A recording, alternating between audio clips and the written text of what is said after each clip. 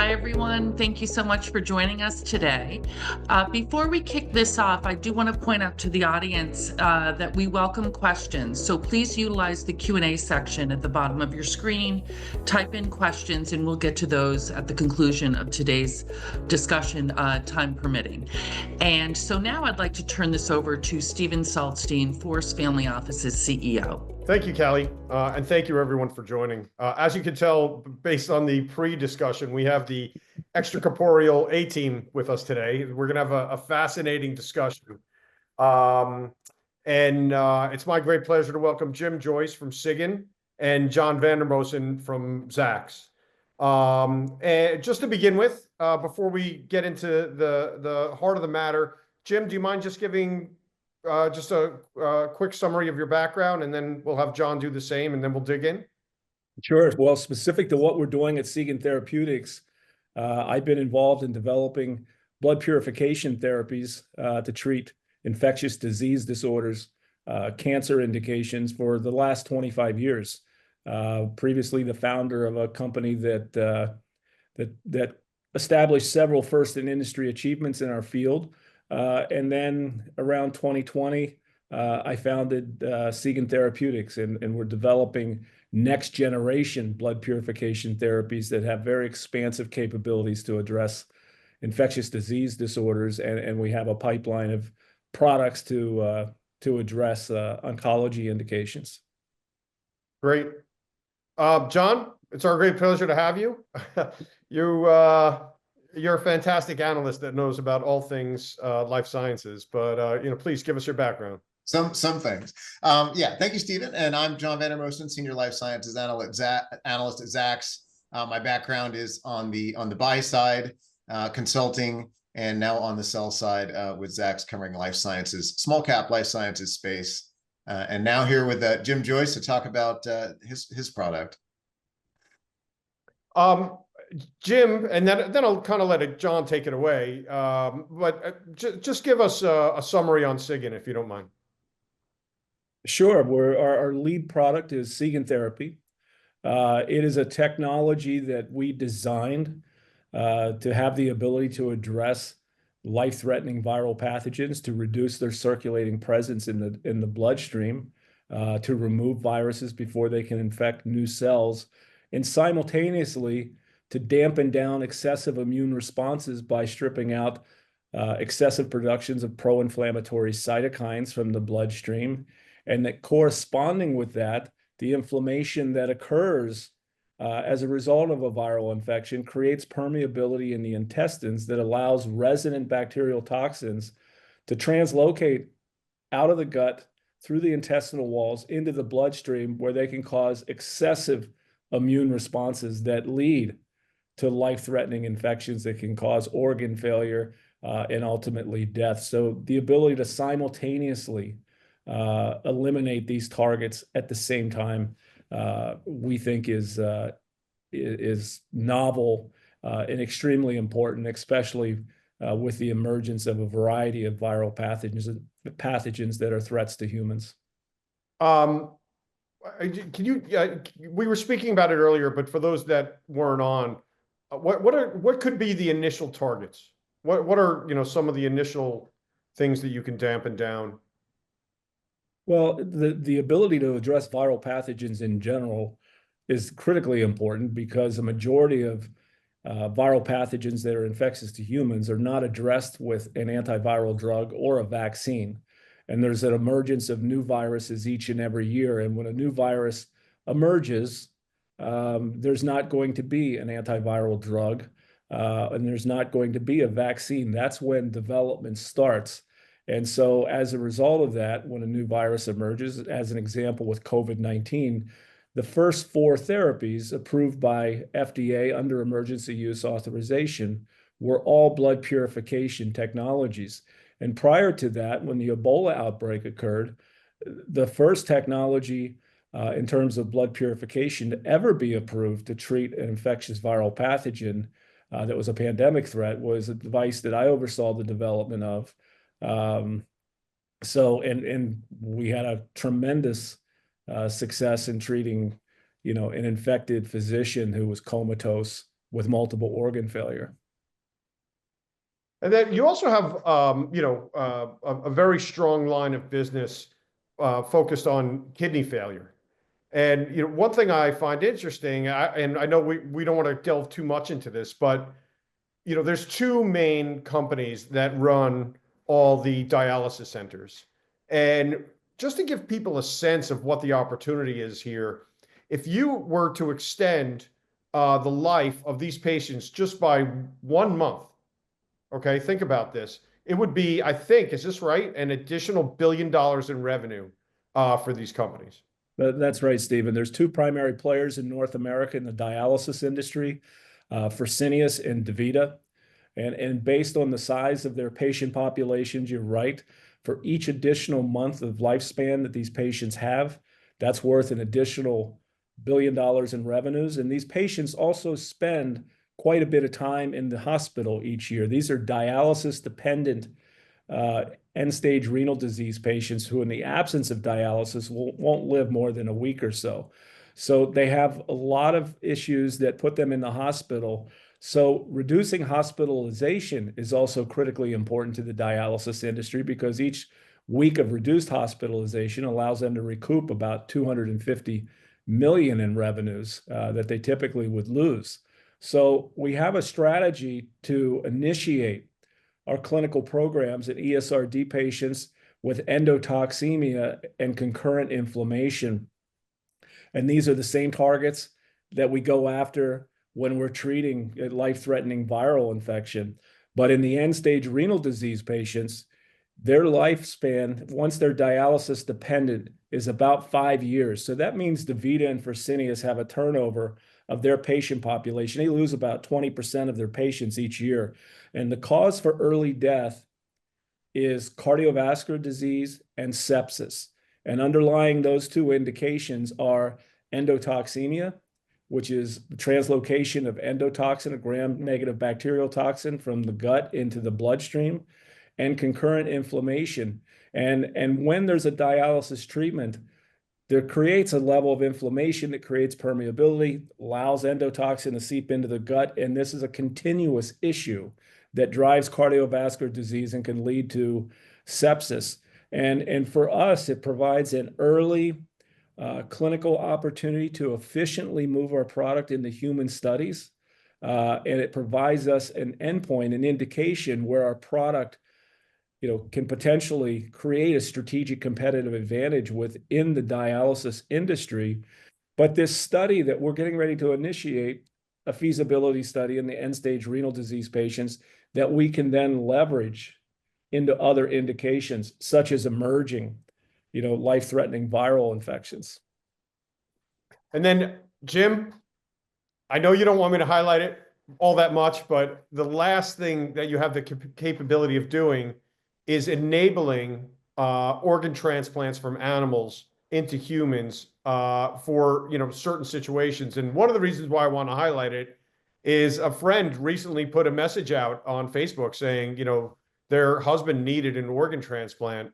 And I just think that, this market has such huge potential. And it's not, you guys are selling the shovels. You're not mining for the gold here. But can you talk about how, the product could play, into that industry? And look, I feel like it has SpaceX upside, but it also has not a massive chance, at least initially, of being standard of care. But it is a huge opportunity. Well, let's look at it this way. The ESRD patients, there's over 550,000 ESRD patients in the United States that receive about 80 million dialysis treatments a year. Those patients are on dialysis because they have kidney failure. The only way they get off of dialysis is to get a kidney transplant. The problem is there's about 90,000 people on the transplant list and only about 24,000 transplants occurring each year. And if you think about the lifespan of the ESRD patients, which I mentioned earlier, most of these patients won't live long enough to get a kidney. So this whole field of kidney transplantation, there's an emergence of genetically engineered pigs. Clinical studies are getting ready to start. compassionate uses of these genetically engineered pig organs start with kidney transplants, and this has a possibility of getting people more of their kidneys. But there's the preventative issues, and one of the biggest concerns of FDA is the possible transmission of a porcine virus that's unknown, or some other porcine pathogen to the recipient donor, that an organ could have a pathogen that's unknown origin that could cause an infection. Additionally, there's inflammatory factors and other issues that will come from that organ that will be recognized as foreign by the immune system. And so you want to have the ability to reduce the circulating presence of those to help stop rejection. The great thing about the ESRD patients who are receiving a kidney transplant is that they have blood access already established because of their dialysis. So they're plug and play for our device to go in there. It can be used during surgery, during the transplant itself, and then after the transplant for treatments from time to time to help knock down inflammatory factors that could cause rejection. And it's being proposed that our device could be deployed to reduce the circulating presence of inflammatory factors and pathogenic factors from the organ in the pig itself by treating the pig prior to the extraction of the organ. That's being proposed, and it's an interesting proposition. But this is an emerging field that could quickly become a new industry, and it just it allows our capabilities to bridge into new opportunities as well. But as John knows, the emerging threats of viral pathogens themselves with this product, it's snowballing at this point in terms with the multitude of different threats. Yeah, Stephen's question made me think of something else that I don't think we talked about before, but graft versus host disease. Is that something that could be addressed as well, do you think? Yeah, well, if you can reduce pathogenic factors, inflammatory factors, and other issues that would cause rejection, then yes, that's certainly an opportunity. Okay, great. Well, Stephen, you maybe want to hand off the baton to me, and I'll go ahead and kick us off with something there. Thanks. So, hey, John, I wanted to point out on your question, graft versus host and the things that cause organ rejection. You have to remember, and I'm sure you recognize this, but these transplant recipients, they're on very high dose of immunosuppressants. And I talked about the potential threat of a passage of a pathogen from the transplanted organ into the recipient, whose immune system is purposely suppressed to accept the organ. That's critically important. And the FDA's concern is that there could be a porcine virus that infects the human, and that mutates to be transmitted in human-to-human infections, which would be a scary scenario. Yeah. But more important, these patients, when they're on immunosuppressants, most people are walking around with latent viral pathogens, whether it's Epstein-Barr, herpes simplex virus. Most people have a latent viral pathogen. It's dormant. And when they're on these immunosuppressant drugs, there's the possibility of those getting activated and causing a transplant rejection as well. Interesting. lots of complicated parts to that web. Well, some of this talk that we're having about infectious disease brings into focus some of the current news reports that we've had out there in Texas. That we've been talking about some measles cases that emerged in West Texas, and then I think there are also several cases in New Mexico as well. And I think, Jim, you actually had mentioned earlier that you had seen some other infectious diseases outside the United States. So it seems like a whole bunch are emerging all at once. How does the Sigyn technology come into play to potentially address these issues?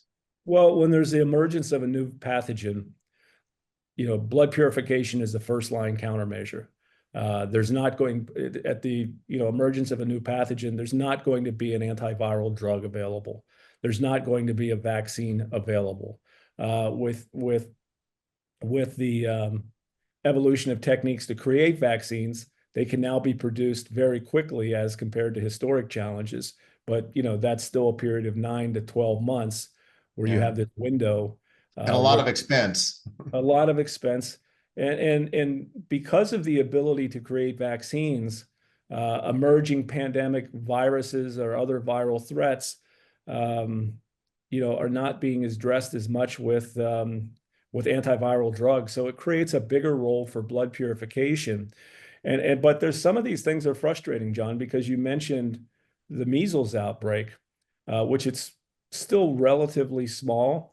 There was a death in a child reported earlier today, but measles was supposedly eradicated in the year 2000. Right. And the mortality rate's not excessively high, but when you let this start, but it spreads. I think that the issue with measles is that it so easily spreads, right? It spreads, and the more it spreads, the greater the opportunity for the virus to mutate to defeat the vaccine that is available. And there's other things about this. Is a very well-studied virus. So people may say, well, it's not a high mortality rate right now. Well, what people don't talk about is all the literature that's been established where this is a virus and infection that, you know, if somebody's not vaccinated and they're exposed to it, they have a greater than 90% chance of being infected. This virus is known to move across the blood-brain barrier, where it can cause long-term cognitive disorders. It can cause various types of encephalitis, can cause deafness. I mean, these are serious issues. These are just the things that are known. And so, you know, there's been discussions based on, you know, the role of different viral pathogens that they may play in the elderly as people get older, related to triggering Alzheimer's disease and other forms of dementia. So, you know, there's a lot of concerns that people should have, and there's good rationale for protecting themselves. And you know, unfortunately, during COVID, a lot of kids just didn't get their measles vaccine. So you have this big uptick in infections. Nice. But, you know, some of the other things, I mean, there's some scary pathogens that are, you know, it used to be when we were developing these types of technologies, you know, you would have something to focus on for a couple of years. But, you know, there's a multitude of things brewing out there, John. And unfortunately, you know, there's this convergence of global warming, urban crowding, and international travel. That's just, it's just increasing the rate at which we're seeing these pathogen threats emerge. And some of them are the mortality rates are extremely high. There's a new Marburg outbreak that was reported. This is a life-threatening hemorrhagic fever. The mortality rate is 89%. There was a new virus discovered, a new hemorrhagic virus discovered in the Democratic Republic of the Congo about a month ago. And people that are infected are dying within 48 hours. And there's been over 400 infections reported and 53 deaths so far. And in that same region of the world, there's reports of mpox, formerly known as monkeypox, which is extremely deadly, where they're now reporting upwards of 2,000 new infections per month. You know, and in the backdrop of all that, we have one of the worst influenza seasons in 25 years, and COVID's still around. I think there's the international monitoring system. Jim, can I ask you a question about one thing you said about measles, which is you said the more it spreads, the more chance it has of getting around the vaccine. Yeah. So why? And so what's the reason for that? I mean, it's basically like almost like data, meaning the more time it can test something, the more opportunity it has to break it, like break the code. Right. Well, let's look at it this way, Stephen. Every time there's viral replication, the virus infects a cell, and then it replicates, and multiple viruses are released back out of the cell. Every time this occurs, there are mutant viral pathogens, new mutant strains created.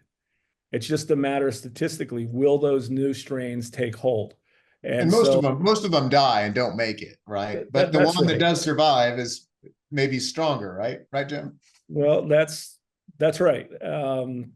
It's just the more opportunity you provide for a mutant strain to take hold, the more likely you are to have a drug-resistant or vaccine-resistant pathogen. And I was also going to ask about the Mpox. I think we had that in the United States, but I believe there are two different kinds of Mpox, if I remember correctly. There's the less severe version, or clade, I think they call it, that we had here in the United States a couple of years ago. But I think the one that's proliferating now is actually a different one, which is more easily transmissible and maybe more deadly as well, or more dangerous. Well, it seems to be more easily transmittable, but the fact is, it's a pox virus, and smallpox in humans, was eradicated, a few decades ago. But pox viruses can be they're immensely deadly. They've been used as weapons of biowarfare historically. There's some good stories there, but these are not, these are things that, are number one, have been previously in history, leading bioterror threats. There's not something you want to take hold. Right. And, Jim, I think probably a lot of the viewers may wonder how somebody with one of these conditions would benefit from Sigyn therapy. Would you hook them up to dialysis and have your product in line there for blood purification, or how would that actually work so that they could get addressed, right? So that you could take the toxins out and return them to health. Let me show you a real world example. So this is Dr. Stefan Buettner. I was the founder of a company called Athlon Medical. He's holding a product called the Hemopurifier. This is a product that we developed from concept to the clinical reality of it being the first therapy to receive 2 breakthrough device designations from FDA, and the first therapy to receive FDA approval under emergency use authorization to treat a pandemic virus. This device, our work led to the US government expanding its definition of a countermeasure to be inclusive of devices so that they could be funded and move forward to treat people. This was a top invention, according to Time magazine, and a top medical breakthrough. So that device in Dr. Buettner's hands, that has been taken off of a patient with Ebola infection. And this was a physician that was treating individuals in Sierra Leone, and he became infected. He was life flighted to Frankfurt University Hospital. And by the time we were brought in to treat, he was comatose with multiple organ failure. In our first treatment, we substantially reduced viral load. He started making urine.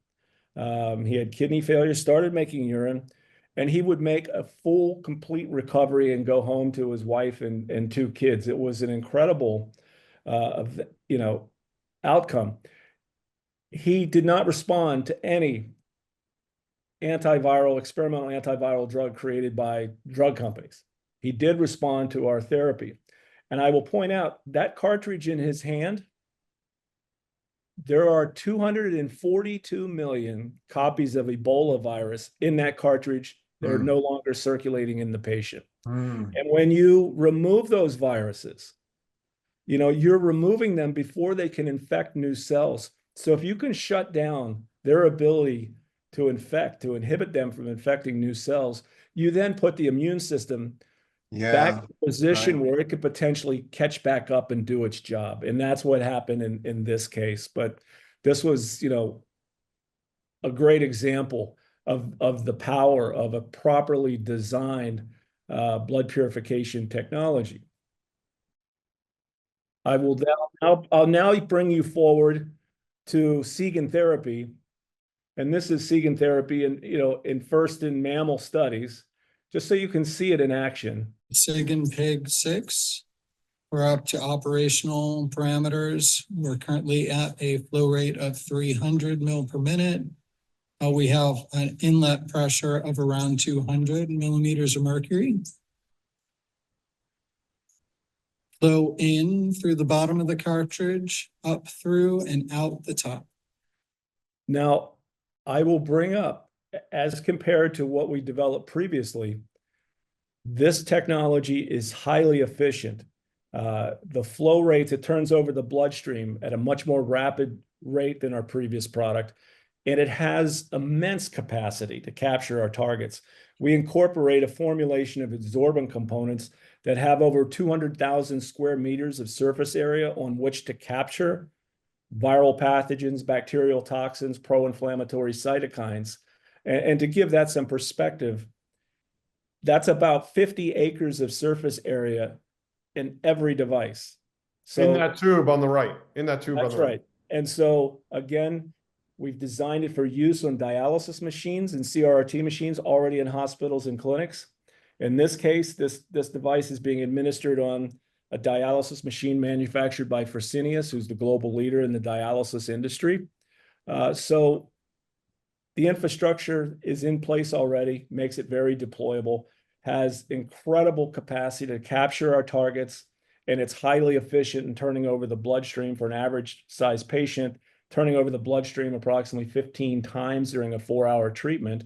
And because of the blood flow rates, it can give us this early opportunity because they correspond with the blood flow rates of dialysis patients. So it gives us this early opportunity to leverage to potentially extend the lives of dialysis patients, but bridge off of that into addressing some of these emerging pandemic threats. You know, Jim, I think it's an important point to make, and I was hoping you could talk about this, but this device, well, when you think about medicines, there's side effects, right? And you don't really know if they work always, and you have to run clinical trials to, see what the benefits and costs are. And this device doesn't have those side effects that you may have with drugs. And maybe you can elaborate on that. How this is actually better in some respects than medicines to address a lot of the conditions that we're talking about. Good point, John, because a properly designed device can address, multiple targets that are beyond the reach of drugs. Drugs are a single target, have single target mechanisms, and you can only converge so many of these drugs together before there creates too much toxicity. So yeah, we don't deal with the issues of drug toxicity. There are risk factors though. We have to demonstrate, in patients that it's safe, it's well tolerated based on our history of doing that previously.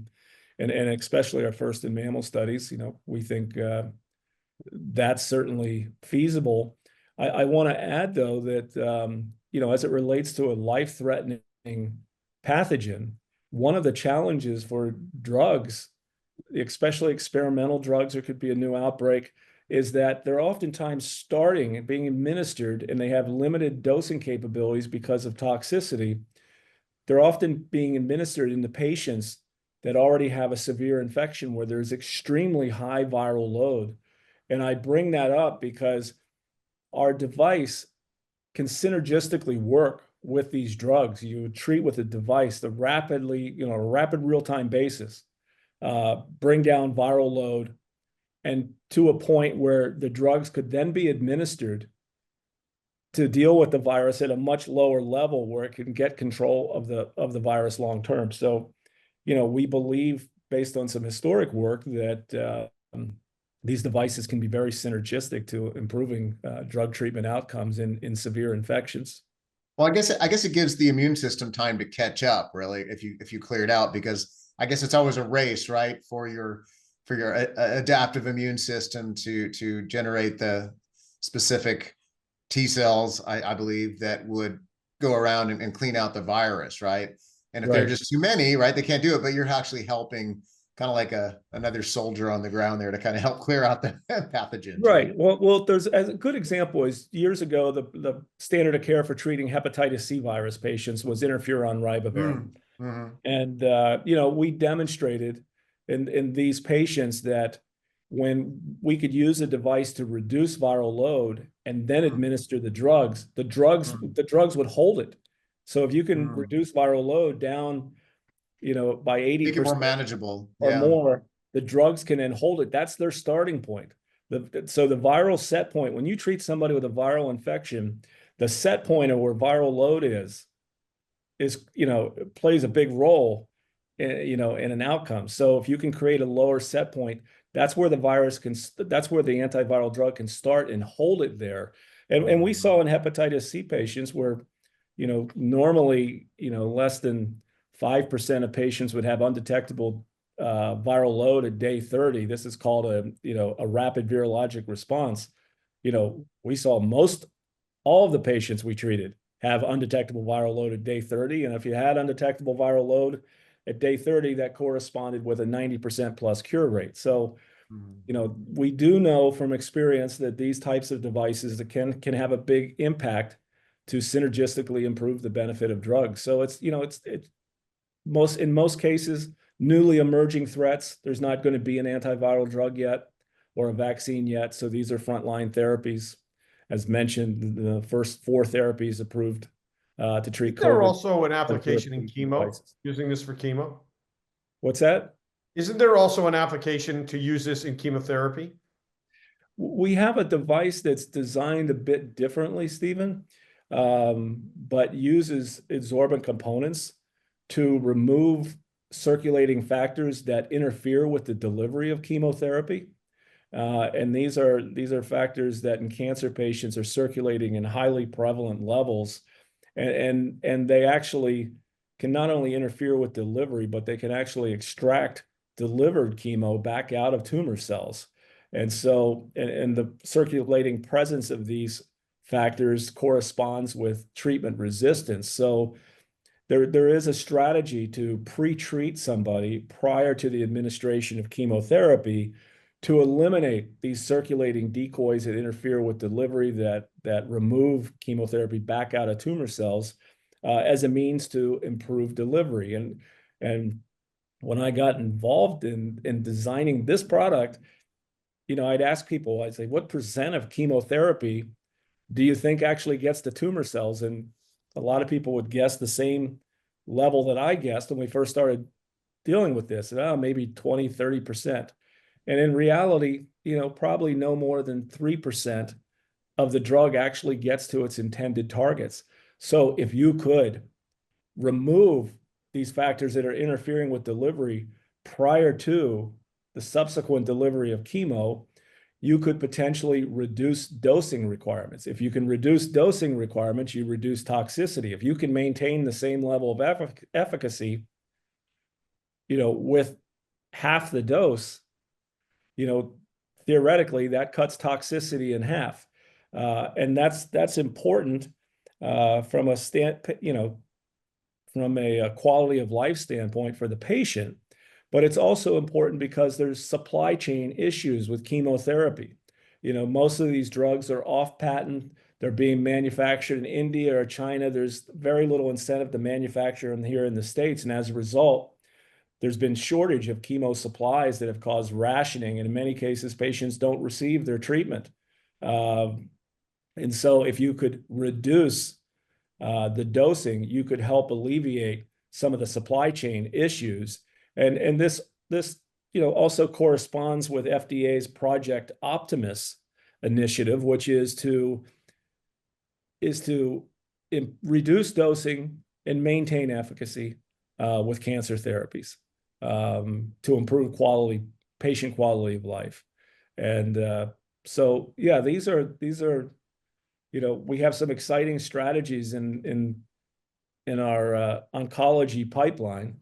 And what we do is, we design our products, but we distinguish ourselves, not only by our, novel designs, but our products, each product has to be important to an industry segment. It can't just be life-saving and then not, have any impact on an established business or established company's business model. That's why, this indication in dialysis for Sigyn therapy is extremely important, because this is not, we envision that if we're successful in our upcoming feasibility study and we move into a pivotal study for approval, that this is this is a product that could create a strategic competitive advantage for one of the players in the dialysis industry. It affects their business model. And so that's the way we like to think. Our colleagues in industry, those that have been successful in advancing life saving blood purification technologies, oftentimes end up having to market those technologies themselves, manufacturing them, distributing them, and that's challenging for companies developing therapeutics. So it needs to be important to somebody's business strategy. John, can I ask you a question? Sure. You kind of dovetailing what you were talking to Jim about earlier. There's a thesis with family offices right now, which is with the new policies and DOGE and the cutbacks with NIH, et cetera, medical devices are a better place for family offices to put their growth dollars because there's a much shorter FDA approval timeline. It takes less dollars, et cetera. And I was just curious, like, what you thought about that. In regards to life science. I've heard the same thing, yes, and for the reasons that you talk about, if there's not going to be as much early stage funding, especially in universities where a lot of the biotechnology drugs are, the monoclonal antibodies and things like that are developed, then devices have a relative advantage in that world. So I completely agree. And yes, I was actually on a panel or a podcast just recently where we talked about that very topic. How do we navigate kind of the upcoming reality in life sciences with what's happening on the government side? And so I agree with you. Yeah. Okay. I was, Jim, we talked about oncology, we talked about infectious disease and dialysis, but I think there are other therapeutic areas that make sense. Maybe we could touch on those. I don't know if we need to dig too deep, but I think it's important to show the broad benefit of the device and how it can touch on so many different areas. Can you share some of those with us? Are you talking about Sigyn therapy or? Yes, Sigyn therapy. So it can help in dialysis. It helps with many different types of oncology. You talked about chemotherapy, also with precision medicine as well, because it can clear out some of the the targets that don't do anything, and then infectious disease, which we drilled into pretty well there. But I believe there are other areas as well that are also relevant for the product. Sure. So Sigyn therapy addresses infectious disease related disorders, and so that's emerging viral pathogens that are not treatable with drugs or vaccines. Endotoxemia, which is just an effect of the immune response to inflammation that allows bacterial toxins to translocate from the gut into the bloodstream, where they create a dysregulated immune response. And then simultaneous to that, dampening down excessive productions of pro-inflammatory cytokines that lead to the cytokine storm. And all of these things in combination, when it's a severe infection, can take a patient down the pathway towards sepsis, which can cause multiple organ failure and essentially lead to death. The product we talked about with chemotherapy, that's a product called ChemoPrep. And our earliest developed product is a technology called Immune Prep. And I suspect this might be where you're going, but this is related to precision medicine, specifically immunotherapeutic antibodies, which are, the top selling drugs in oncology and are considered to be strategies that are revolutionizing the care of cancer patients. But these antibodies, which have exquisite specificity to bind to an antigen that's on the target, the cancer cell target. These antigen receptors are in a lot of other places as well, and they circulate as decoys throughout the bloodstream, and their concentration is far greater than the actual target antigen. And so I'll give you an example. And by the way, I should first say, much like chemotherapy, these drugs are poorly delivered. Typically somewhere around 2% of the drug gets to the patient. We think that's pretty bad economics. If a $10,000 drug doses, providing $200 of benefit. But, a good example of a well-studied immunotherapeutic antibody was rituximab. And rituximab, in one study, half of the dose, 3 hours after infusion, was demonstrated to be bound to tumor-derived exosomes, which are secreted by cancerous tumors in massive levels. But half the dose was taken up by exosomes expressing CD20. And that was at the 3-hour point. So, who knows what it was at 4 hours, 5 hours. I believe rituximab has like a 72-hour half-life.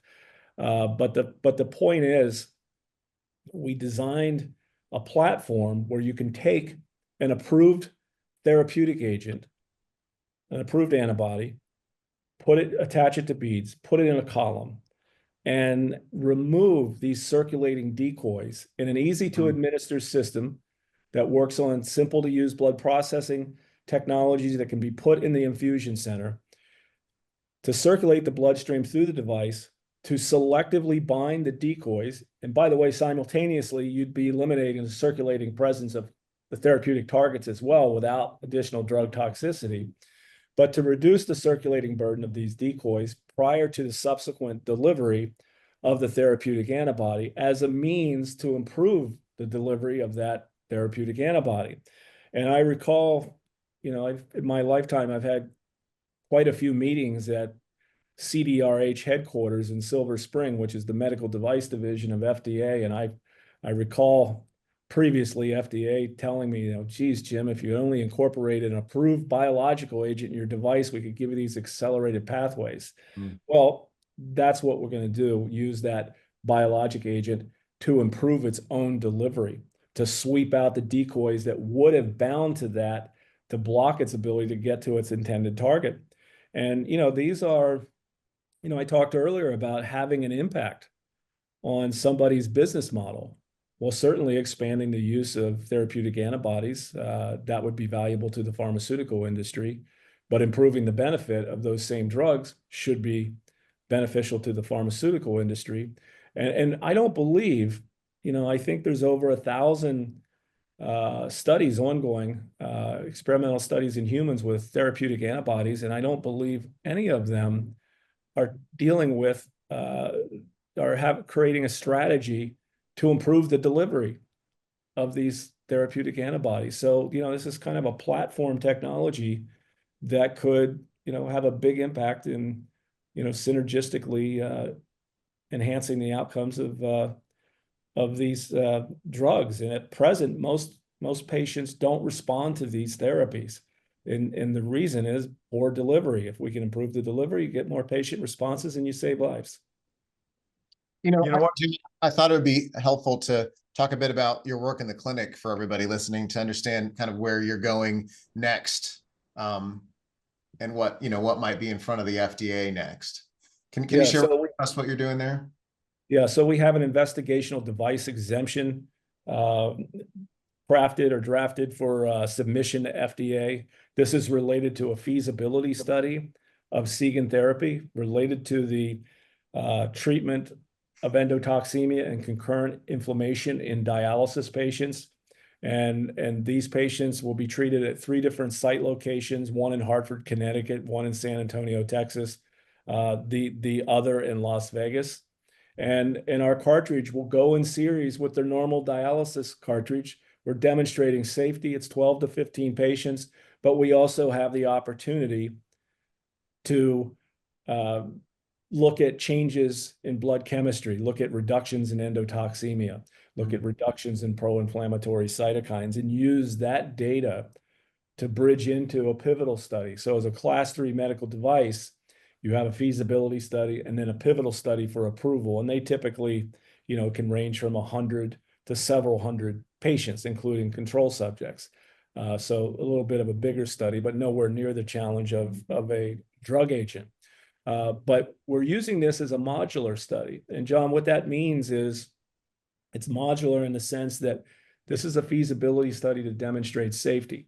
And so think of this where we've completed that study and then we can bridge into pivotal studies of the ESRD patients with endotoxemia and chronic inflammation, but we're not planning to run feasibility studies for each indication. So it could be bridging into a pivotal study for a viral pathogen if you can run controlled clinical studies, or to move into sepsis. And sepsis, I will tell you, I participated in a Department of Defense program with DARPA for 5 years to create extracorporeal technologies to treat sepsis in wounded warfighters. We were led by thought leaders in the field. Our targets were pathogen targets and inflammatory cytokine targets as the primary targets. We were not pushed to pursue the treatment of bacterial toxins that translocate from the gut into the bloodstream and cause this dysregulated immune response that really underlies sepsis. And this phenomenon, everybody learned about this during COVID. So it wasn't known at that time. But I will tell you that there are no treatments for sepsis. It's the #1 cause of death in US hospitals. And there is a company called Spectral Medical. And John, I think I mentioned this company. Yeah, we talked about they that have earlier. the license. They have the North American license for the Torii Mixin device, which comes from Torii Industries. It's been around in the market overseas since the 90s. And it's got hundreds of thousands of treatment experiences. And it's specific to removing endotoxin from the bloodstream. And Spectral Medical, through a series of different studies, have figured out a protocol led by an assay that can determine endotoxin levels, that they can determine who to enroll into their studies. And I bring this up because they're closing in on a study that might get them across the goal to treat sepsis with this product. And I look at this, from a clinical progression standpoint. These therapeutic candidates drive value through clinical progression. And so I've watched as Spectral's been advancing this product, that it removes endotoxin. And again, Sigyn Therapy removes endotoxin plus other bacterial toxins, plus can modulate down pro-inflammatory cytokines and address viral pathogens if that's the source of inflammation. But I watch this closely because if they get this across the goal, should benefit us quite nicely. And when might we see something from Spectral on that to know if they're going to move forward, or if the FDA? Their study is a late stage study. Okay. 150 patients with endotoxemia and sepsis. And they're, I think, at 147 patients enrolled. So they're closing in on wrapping up. Okay. So they're almost finished with the trial. We'll get top line in the matter of months, it sounds like. Right. And their success is driven by an assay they created. And we plan on using the same assay in our ESRD patient study that allows them to quantify endotoxin levels. And they learned from previous experiences that for their device, if endotoxin levels were too low, they didn't really recognize any reduction in mortality rates. If endotoxin levels were excessively high, they didn't recognize any reduction in mortality rates. But there's a sweet spot in between the two that this assay would guide them to enroll the patients most likely to respond. And so, based on the clinical studies they've performed previously and the learning experiences they've had and how to advance an assay to guide their patients, I think there's a reasonable chance they could get this product approved. And it would put a lot of attention on extracorporeal blood purification technologies because, again, #1 cause of death in US hospitals that's eluded drugs for decades and can be addressed with extracorporeal devices. That's a game changer. And we're rooting for them to get across the goal because it would bode very well for it them. would bring attention to the approach. Yeah. So just going back to what you're doing at Sigyn, so you have a pilot study that could go in a few different directions. You could go the dialysis direction, ESRD direction. You could go sepsis, and potentially even another one, I guess, based on those initial results, right? Right. So, I mean, listen, what's the value? So if you're an investor, people, and John, you know this better than anybody. There are certain investors that look at this, they're looking at an opportunity and they say, well, when do you think your product's going to get approved, and what kind of revenues do you project? Hmm. And seasoned investors know that, that oftentimes once a product gets approved, if it wasn't acquired, the value of that company, it's a head scratcher, is oftentimes much lower after the product's approved and the company's being judged on revenue and earnings versus clinical progression. We like to think that clinical progression can drive a lot of value. I know previously clinical progression, drove value of upwards of 200, peak value upwards of 200 million in terms of market cap.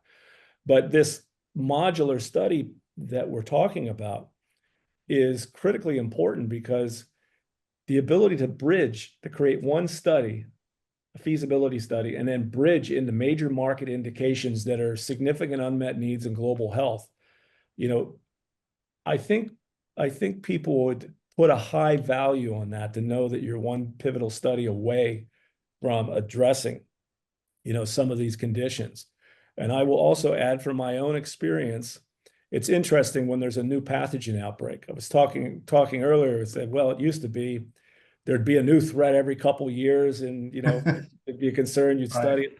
Now we're getting there's 5 like in a week. double-digit threats simultaneously, and they're not going away. And it's not if, it's when, the next outbreak's going to occur. And it's amazing how when all of a sudden there's a new outbreak, people go, well, what do we have? And there's not going to be an antiviral drug. There's not going to be a vaccine on a new emerging viral pathogen. And the frontline therapies are blood purification technologies. And for investors, I can tell you from experience, these technologies become really valuable when there's a new outbreak. And we're seeing a lot of those now. And, I've seen other industry colleagues. We have colleagues at a company called Cytosorbents that has a inflammatory cytokine, removal device. And when COVID-19 occurred, market cap for that company, it probably moved from 100 million to 800, 900 million. There is a lot of value added when, these are aligned as potential solutions to address issues. But for us, the beauty of our device is address the pathogen source of inflammation, dampen down the excessive production of pro-inflammatory cytokines, and deal with the endotoxin and other bacterial toxins that translocate from the gut and cause an excessive immune response in these infections. So, we think we have a very strong strategy. Sounds good. Stephen, were there any other questions? Callie, we got probably time for one. Yeah, Take we it have away. we have a little bit of time. There are some audience questions. So, Jim, can you talk about what is the anticipated total addressable market for Sigyn, and which are the biggest market opportunities based on your indications? Yeah, well, with Sigyn Therapy, our lead product, we know that 60 to 90% of ESRD patients suffer from endotoxemia. And so that's a pretty big market when considering there's over 550,000 of these patients in the US alone. Clearly, sepsis is the number one cause of hospital deaths in the United States. It causes, the US government about $38 billion each year to care for these sepsis patients. So that's a staggeringly large opportunity. And the emergence of life-threatening viruses, new viruses, as I mentioned earlier, the convergence of global warming, urban crowding, and international travel is driving continued increases of these new outbreaks with a multitude of viruses. So that's the unknown factor, when these pop up and when you need to have a countermeasure to address them. And these are the first line countermeasures when the new pathogen surfaces.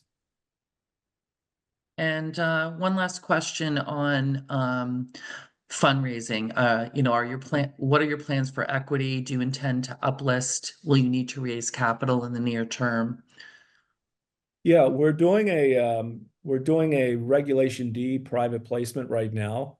That's a convertible note offering, and the proceeds will fund our feasibility study, but the proceeds will also fund the initiation of what's called a Reg A offering, which will be up to $20 million that'll be offered over the course of the next year. And this is an offering that will be broadly marketed to investors through different media channels and things of that nature. It should bring a lot of attention to our company. We're not a high-profile company at present, but that's our current strategy.